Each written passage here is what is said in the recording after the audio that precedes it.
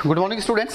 बेटा last class में अपन discuss कर रहे हैं अपना फर्स्ट चैप्टर के बारे में, मैटर इन और सराउंडिंग। ठीक है, जनरल सी बातें हमने कर ली थी कि मैटर किसको बोलते हैं, मैटर किसको बोला जाता है। ठीक है, मैं तुम्हें एक चीज़ और बताई थी कि मैटर और मेटल दोनों ही अलग अलग वर्ड आते हैं। जब हम बात करेंगे मेटल की तो हम जो लास्ट के दो चैप्टर हैं स्ट्रक्चर ऑफ एटम की बात करेंगे, तो वहाँ पे उसको डिस्कस करेंगे। तो अभी हम सिंपल बात कर रहे थे किसकी, मैटर की। तो मैटर के बारे में मैंने तुम्हें क्या बताया था बेटा, एक बार छोटा सा रिवीजन ले लेते हैं यहाँ पे। मैटर किसको बोला जाता है? मैटर में be defined as anything that occupy space and have some mass. ऐसा कोई भी सब्सटेंस जिसके पास अपना कुछ वेट है या जो क्या कर रहा है, स्पेस ऑक्यूपाई कर रहा है, उसको क्या बोलेंगे अपन? मैटर बोलेंगे। ये मैं वापस से सेम चीज़ें तुम्हें इसलिए बता रहा हूँ क्योंकि इसके प्रॉपर नोट्स बनाने हैं बेटा। ठीक है, सब्जेक्टिव टेस्ट जब होंगे तुम्हारे तो वहाँ पे पूछा जाएगा डेफिनेशन, तो ये प्रॉपर तरीके से तुम्हें नोट डाउन करना है। किसको बोल रहे हैं मैटर? मैटर में be defined as anything that occupy space and have some mass. All the thing which we seen or feel around us like air, water, plants, animal, stone, जो भी चीज़ तुम्हें दिख रही है या जिसको तुम फील कर रहे हो, वो सब के सब क्या है बेटा? वो सभी क्या होंगे?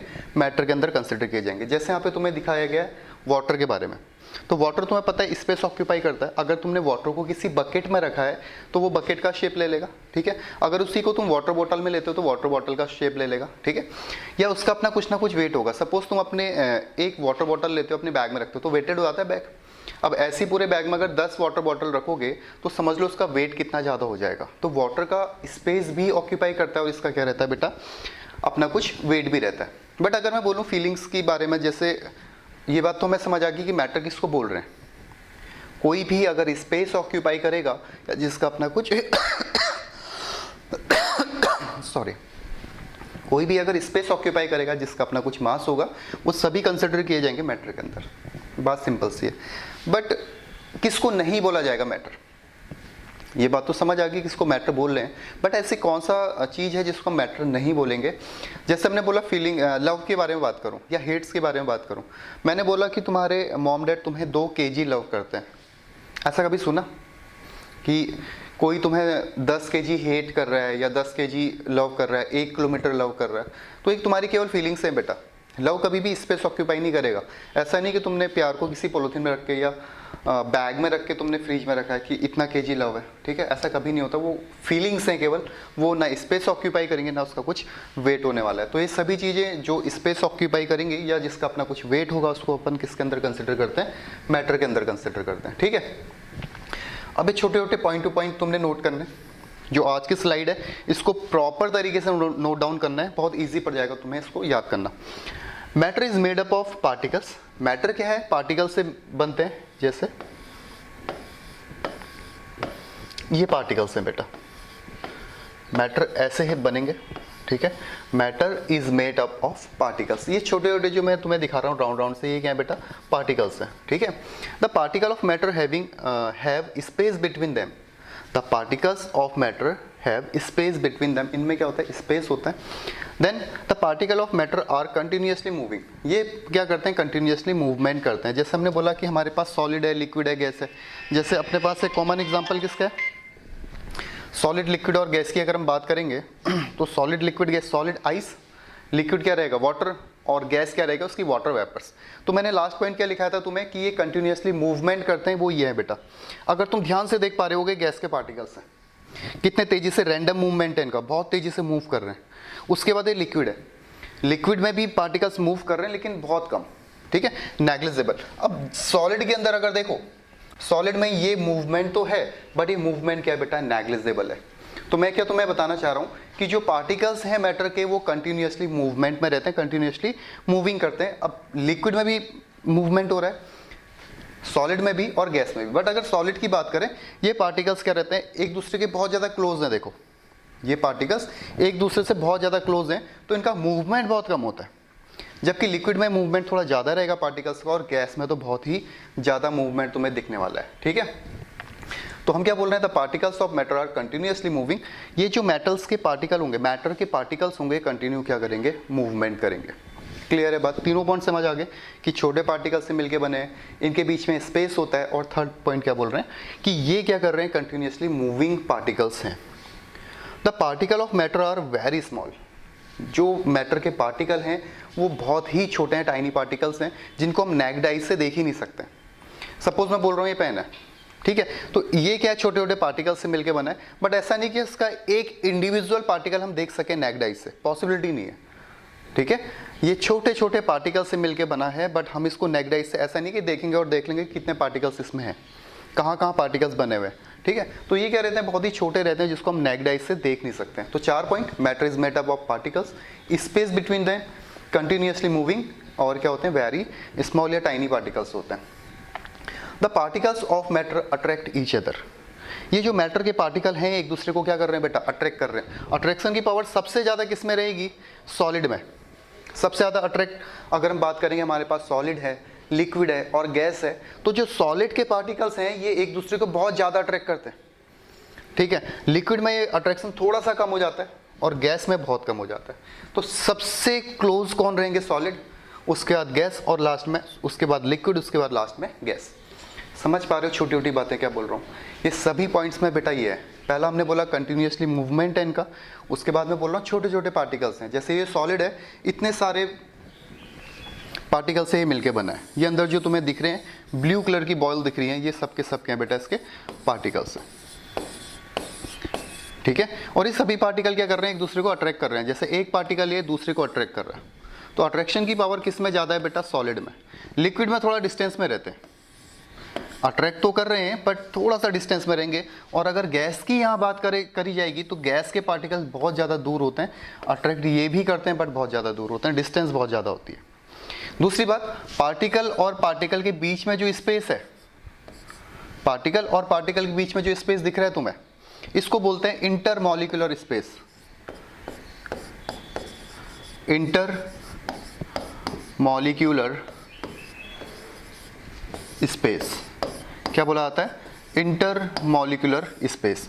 पार्टिकल्स और पार्टिकल्स के बीच में जो स्पेस तुम्हें दिखाई दे रहा है उसको बोला जाता है इंटरमॉलिक्यूलर स्पेस या इंटर पार्टिकल स्पेस, ठीक है। इंटर पार्टिकल स्पेस इनको बोला जाएगा या इंटर एटॉमिक स्पेस। तो यहां पे हम एक पॉइंट और लिख सकते हैं,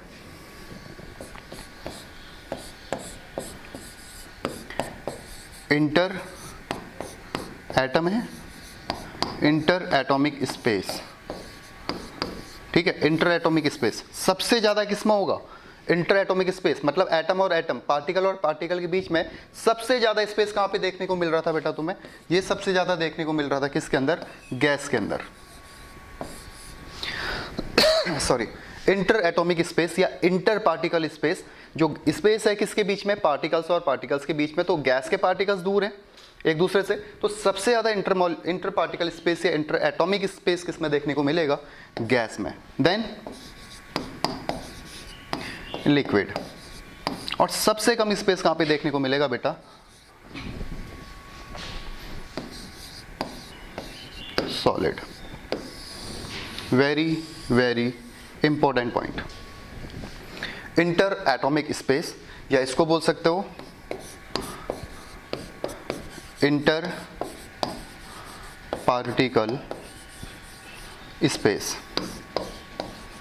इंटर पार्टिकल स्पेस सबसे ज़्यादा कहाँ देखने को मिल रहा है, गैस में, फिर लिक्विड में और लास्ट में सॉलिड में।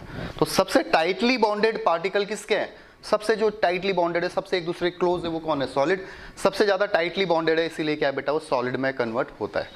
क्लियर है इतनी बात, वीडियो पॉज करो, सभी पॉइंट्स को line to line as it is note करना है। क्लियर है बात, हो गया। ये था तुम्हारा इंटर एटॉमिक स्पेस या इंटर पार्टिकल स्पेस की बात है, ठीक है। नेक्स्ट आता है क्लासिफिकेशन ऑफ मैटर। अब मैटर को हम कैसे क्लासिफाइड करते हैं बेटा, सबसे पहले बोला हमने मैटर है हमारे पास, ठीक है। ये मैटर को क्लासिफाइड कैसे कर रखा आपने, दो टाइप से होता है, एक होता है फिजिकल क्लासिफिकेशन और एक होता है केमिकल क्लासिफिकेशन।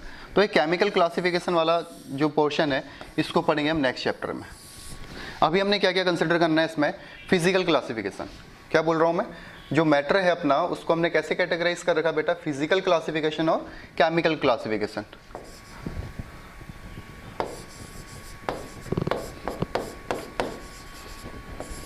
फर्स्ट वन है इसका क्या, फिजिकल। मैटर को कैसे क्लासिफाइड किया जाएगा, फिजिकल क्लासिफिकेशन और केमिकल क्लासिफिकेशन में, ठीक है। बट हमें केमिकल की जरूरत नहीं है तो इसको मैं कट कर देता हूँ अभी, इसको नेक्स्ट चैप्टर में पढ़ेंगे अपन, ठीक है। हमने क्या देखना है, केवल फिजिकल क्लासिफिकेशन। इसमें भी 3 पार्ट होते हैं बेटा, फिजिकल के अंदर भी जनरली 5 होते हैं। जो इंपॉर्टेंट है वो क्या रहते हैं अपने 3, एक है सॉलिड, एक होगा लिक्विड और एक होता है बेटा गैस। तो मैंने क्या बोला कि जो मैटर है उसको 2 तरीके से क्लासिफाइड किया अपन ने, एक फिजिकल क्लासिफिकेशन है और दूसरा क्या अपने पास केमिकल क्लासिफिकेशन। दूसरा क्या रहता है बेटा, केमिकल क्लासिफिकेशन। केमिकल की अभी इस चैप्टर में हमने बात नहीं करनी है, इसके ठीक बाद वाला जो चैप्टर आएगा वो क्या रहेगा, पूरा का पूरा केमिकल क्लासिफिकेशन पे बेस्ड रहने वाला है। तो अभी हम पढ़ेंगे यहाँ पे physical classification. Matter, physical classification, chemical classification. Physical में क्या क्या है, सॉलिड स्टेट की बात करेंगे, किसी भी मैटर की सॉलिड स्टेट की बात करेंगे, उसके लिक्विड स्टेट की बात करेंगे, उसी के गैसियस स्टेट की बात करेंगे। जैसे हमारे पास वाटर है, वाटर को अगर तुम फ्रीजर के अंदर रखते हो क्या बन जाता है, आइस। आइस क्या होती है बेटा, सॉलिड। आइस को तुम कभी भी पियोगे नहीं, ठीक है। आइसक्रीम कभी पीते नहीं हो, खाते हो आइसक्रीम, ठीक है। तो ये क्या तुम्हारा सॉलिड फॉर्म में। अगर आइस को तुम थोड़े टाइम के लिए रूम टेम्परेचर पे रखते हो या फ्रीजर से बाहर रखते हो, किस में कन्वर्ट हो जाता है, लिक्विड में। उसी को अगर लिक्विड को, जो वाटर को तुम बॉईल करना स्टार्ट करते हो तो क्या बन जाता है, गैस। तो यही 3 स्टेट है तुम्हारे पास, सॉलिड, लिक्विड और गैस। किसके बेसिस पे क्लासिफाइड कर रखा है इसको हमने, फिजिकली तरीके से इसको क्लासिफाइड किया है, ठीक है। तो ये तुम्हारे पास पूरा चार्ट है। हमने बोला मैटर है, यहाँ पे देखना है इसको, मैटर, फिजिकल क्लासिफिकेशन और केमिकल क्लासिफिकेशन। फिजिकल के अंदर है सॉलिड, लिक्विड और गैस, ठीक है। सॉरी, इसको लिखने की जरूरत नहीं है अभी। सॉलिड, लिक्विड, गैस, ठीक है। और केमिकल क्लासिफिकेशन में क्या है, मिक्सचर और प्योर सब्सटेंस। मिक्सचर और प्योर सब्सटेंस। मिक्सचर भी फर्दर 2 टाइप के होते हैं, होमोजीनियस, हेट्रोजीनियस। नेक्स्ट चैप्टर में पूरा बात करने वाले हैं। और जो प्योर सब्सटेंस है वो होता है एलिमेंट या कंपाउंड। एलिमेंट में क्या है, मेटल है, नॉन मेटल है। कंपाउंड में इनऑर्गेनिक कंपाउंड है और ऑर्गेनिक कंपाउंड है, ठीक है। तो तुमने चार्ट तो पूरा बना लो, बट ये पोर्शन है तुम्हारा 2nd चैप्टर का, अभी हम पूरा डिस्कस करेंगे इस पे। तो ये चार्ट बना लो, क्या लिखना है इसमें, क्लासिफिकेशन ऑफ मैटर, ठीक है। क्लासिफिकेशन ऑफ मैटर, ये चार्ट बना लीजिए बेटा।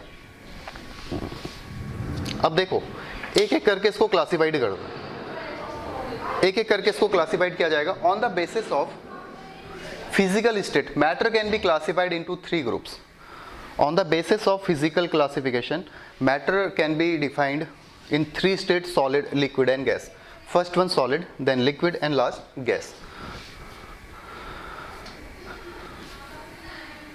Solid state, सॉलिड, लिक्विड और गैस हमने यहाँ पे कवर करना है। तो पहला जो टॉपिक आता है वो है अपना सॉलिड स्टेट। सॉलिड स्टेट की क्या क्या बोलेंगे इसको, क्या क्या पॉइंट्स हमने यहाँ पे कवर करने हैं सॉलिड में। तो सॉलिड है fixed shape and fixed volume. किसी भी सॉलिड का जो शेप है और वॉल्यूम है वो फिक्स होने वाला है। सपोज अगर मैं देखता हूँ यहाँ पे, ये एक हमारे पास क्या है, टेबल है, ठीक है।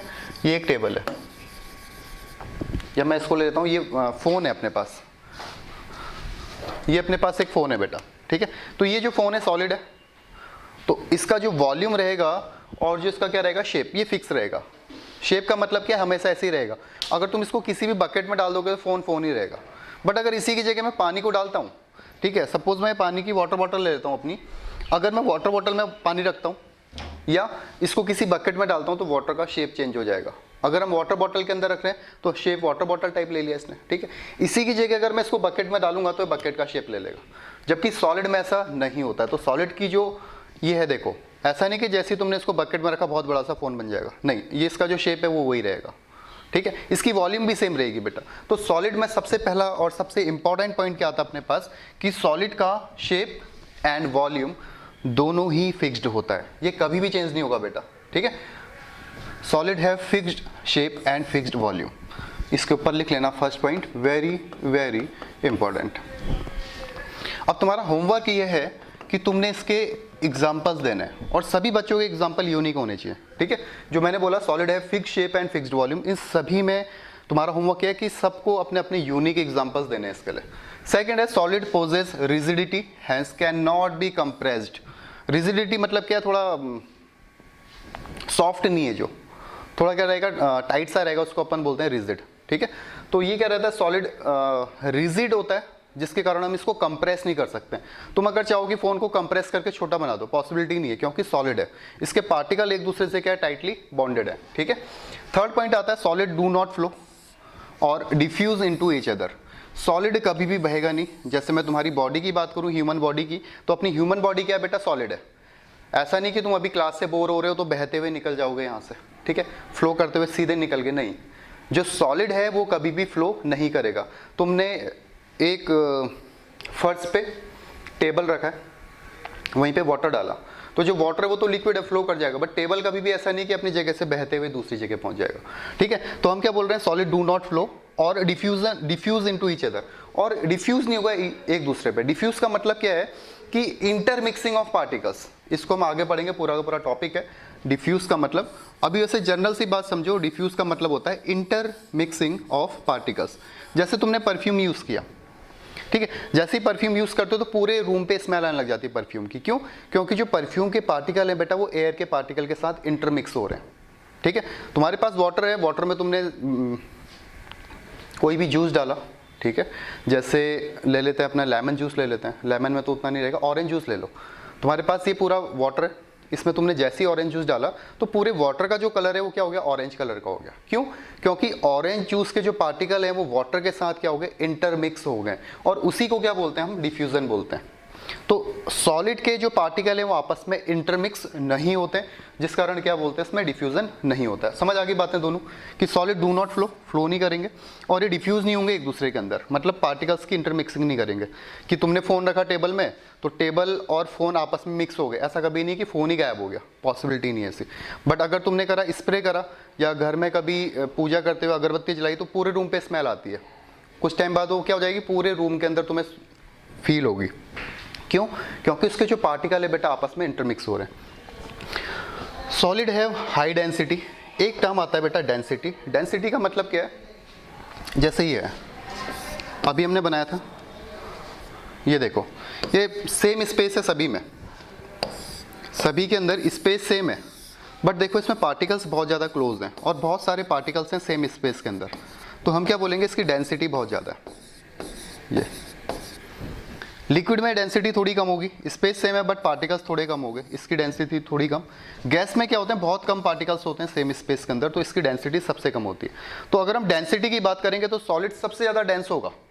डेंसिटी सबसे ज़्यादा किसकी रहेगी, सॉलिड की। क्लियरली दिख रहा है बेटा, देखो सभी पार्टिकल्स क्या एक दूसरे से टाइटली बॉन्डेड है, बहुत ज़्यादा पार्टिकल्स इसके पास है सेम स्पेस में। लिक्विड में पार्टिकल्स थोड़े कम हो गए और गैस में और ज़्यादा डिस्टेंस बढ़ गई। कौन सी डिस्टेंस बढ़ गई है, इंटर पार्टिकल डिस्टेंस बढ़ गई है, जिसके कारण इसकी डेंसिटी क्या हो जाएगी बेटा, कम हो जाएगी।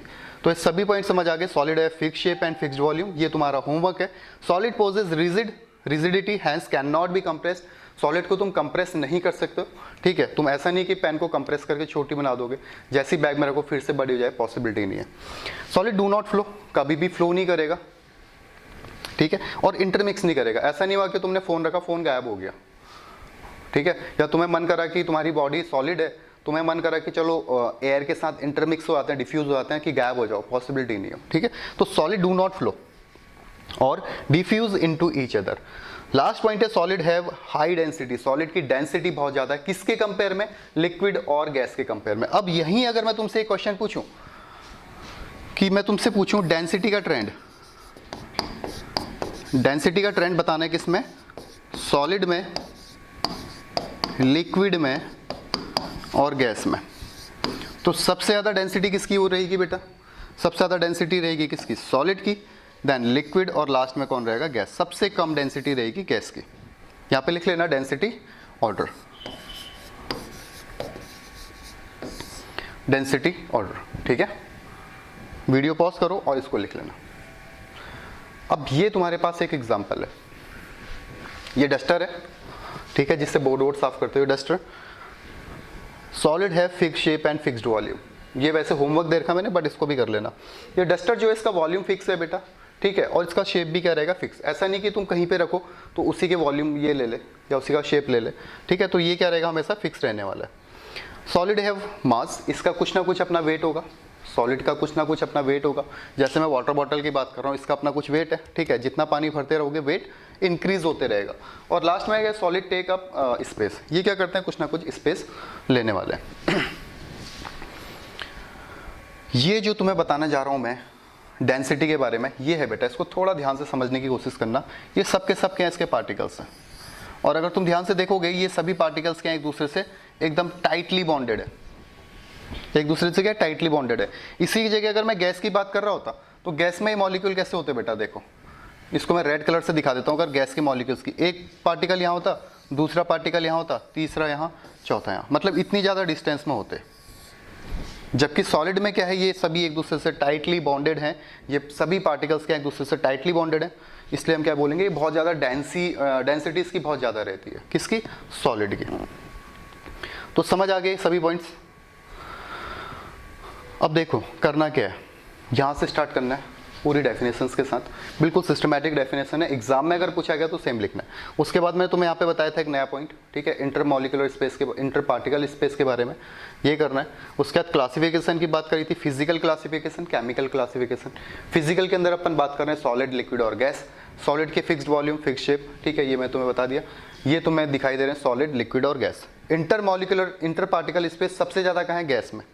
सबसे ज़्यादा मूवमेंट कहाँ होता है, गैस में। किसका, पार्टिकल्स का मूवमेंट सबसे ज़्यादा कहाँ देखने को मिलने वाला है, गैस में, और सबसे कम सॉलिड में, ठीक है। ये छोटे छोटे क्वेश्चन पूछे जा सकते हैं तुमसे।